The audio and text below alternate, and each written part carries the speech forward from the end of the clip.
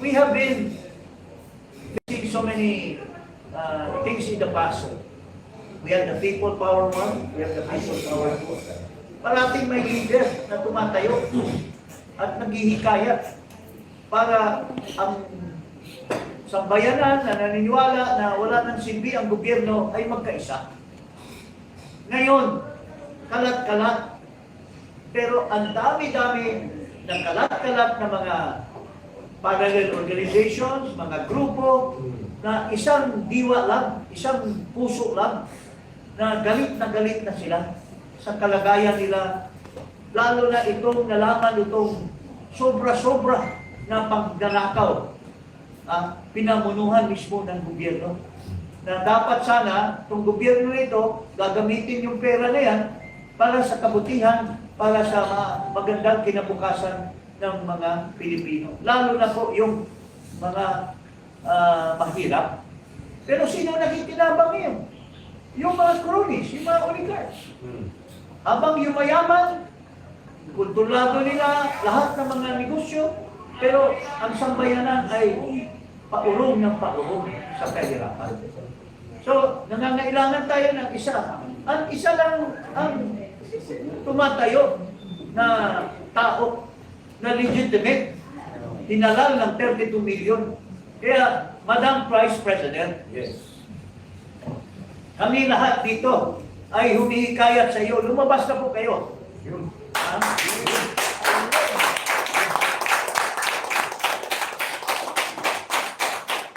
Sabi ko kayo na tatakbo kayong presidente. Malayo pa yung eleksyon Pero nung sinabi mo tatakbo kayo ng presidente, you have already declared that you will lead. Yes. All of us. Pero if you're just inside your office, or you are just visiting a little number of people, you are not uniting all of us who believe in you as the true leader, wala pong mangyayari. Sa dami namin expression of grievance against the government, kalat-kalat po kami. Hindi kami magkabuo dahil hindi namin naririnig ikaw lumabas at hinihikayat nyo kami na magkaisa under your leadership, Madam Vice President. So, this is the time for you to wake up. Huwag mo na pong ulitin, Madam Vice President, yung pag-asa namin sa iyo noong 2021 na ikaw na ang tinignan ng taong bayan sa survey. You are the real president. Yes. But you failed us at the time. You instead helped this bangag person. You helped him to become president. And look at what happened because of your help. Disaster. Naging disaster ang gobyerno. Disaster. Nakulong pa yung tatay mo, nilabas pa sa ibang bansa. But we are not blaming you because We are not. these are decisions that have to be made. But if you fail in one, you should not fail in the second, ma'am. Kami po lahat, Madam Vice President, nandito po, tumitingala sa iyo to lead us now, or we will never have peace, we will never have reform. All the teams in government will prosper as, they are being covered up by themselves. Especially grabbing power in the Senate. At ito mismo Marcos na ito, alam niya na labag sa konstitusyon, violation sa konstitusyon, pero kinantihan pa niya or sinuportahan pa niya itong mali na tinatawag nilang majority na hindi naman nakaalpas sa real majority, which is 13. So, I give the chance to the others po na manawagan din po sa inyo, Madam Vice President. Please lead us. Please be our true leader, and you should come out in the open and ask everyone to join you to denounce this failure of government of this Marcos administration. Yun lang po, mga kababayan. Maraming salamat kay Congressman. Dating political advisor, Jim Paras, malinaw ang panawagan ko. Sara must lead the Filipino people to redeem the country before it's too late that we will all be destroyed by this morally bankrupt, plundering, and corrupt government of Marcos Jr. Bibigyan po natin ng karagdagang panawagan ang aking mga kasama doon sa panawagan na Sara must come out to lead the people and lead the redemption of the country.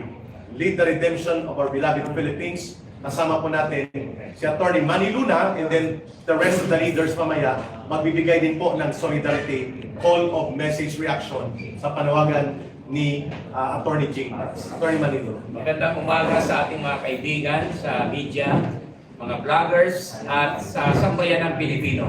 Ito po si dating PACC Commissioner at dating TESDA Atty. Manuelito Luna. Nakita niyo po ang nangyayari ngayon sa ating bansa at kami ay nagkakaisa sa aming panawagan ng ating mahal na Vice Presidente Atty. Sara Z. Duterte should lead us, should unite us, come out in the open and tell us what to do, guide us so that we can fix this government which has already gone astray. Kami po sa Save Sara Movement ay labis na ang aming puot dahil sa ginawa ng House of Representatives na pag-file ng isang bogus articles of impeachment laban sa ating Vice Presidente na naniniwala kami ay biktima ng harassment at political machinations dahil takot sila na siya ay magiging presidente at makukulong sila. Now, I would like to call the attention of the Senate. Itong grupo ni Senator Gatchalian. There is a possible violation of Article 177 of the Revised Penal Code dahil ang kanyang pag-angkin sa posisyon first as Senate President pro tempore violates Article 177 of the Revised Penal Code. Bakit? Because that position belongs to Senator Loren Legarda, the Senate President pro tempore. Therefore, he is in violation of the provision because he is claiming an authority that does not belong to him. He is usurping that authority of Senator Loren Legarda. On second point, he is in violation of Article 177 of the Revised Penal Code for exercising the functions of Senate President Alan Peter Cayetano, the Senate President. So dalawang beses niya binayolate ang Articles 177 of the Revised Penal Code. Inangkin niyang posisyon ni Senator Legarda at ginagampanan niya ang functions ni Senate President Alan Peter Cayetano. Another, there may be disorderly conduct on his part. Why? Because he knows that he is in violation of the law and yet he persists in his violation. Continuous. Yun po ang aking point dyan. That's why, as a citizen, we might file the necessary charges against Senator Gatchalian. For this, wala akong kakialam kay Senator Erwin Tulfo. He is a nobody. Bago lang siya. No? Let the others do something about him. But ito kay Senator Gatchalian, we will take proper action against this fellow. Good.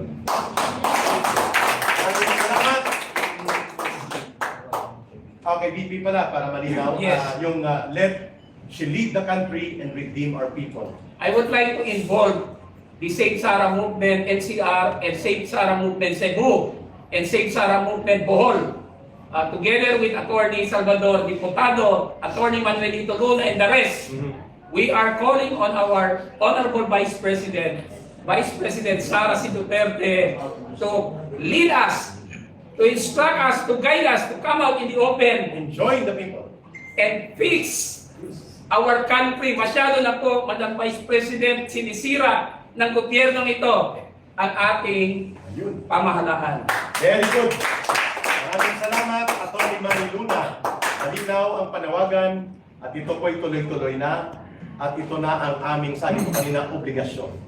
She may not respond immediately and she may know it voluntarily only on her part, but on our part, it's our obligation to recognize the leader at siyang kinikilala namin mamumuno. Let's go on retired General Warlito Daos for his brief solidarity call and then to be followed by Brother retired Captain Ray Valeros and Brother Ennis. Go ahead, General Daos.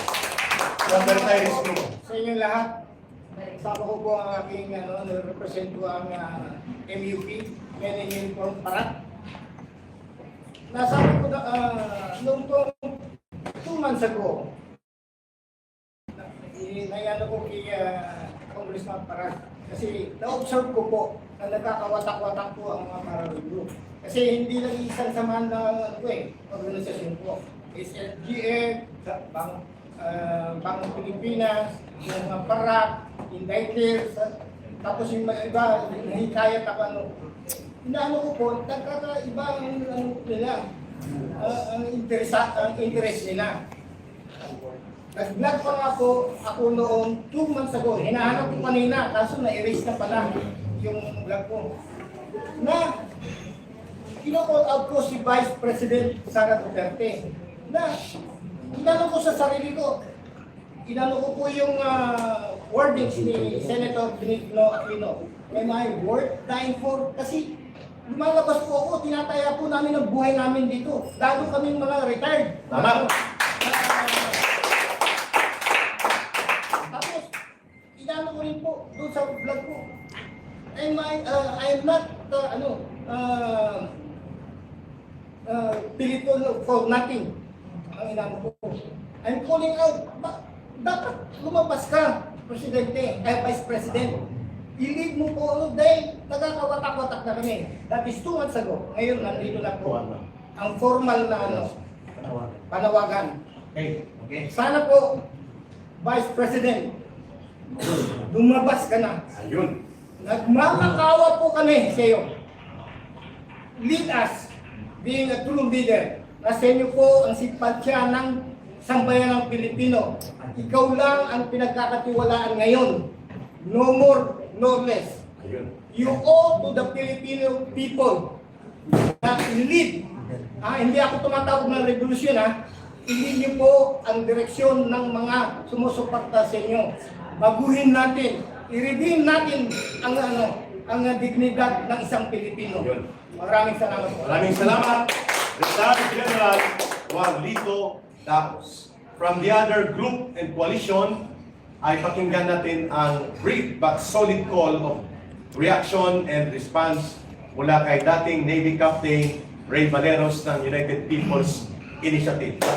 Maraming salamat, Kuya Eric Celis. Sa lahat ng mga niyong na nandito kay Brother Kongjing para sa lahat na nandito.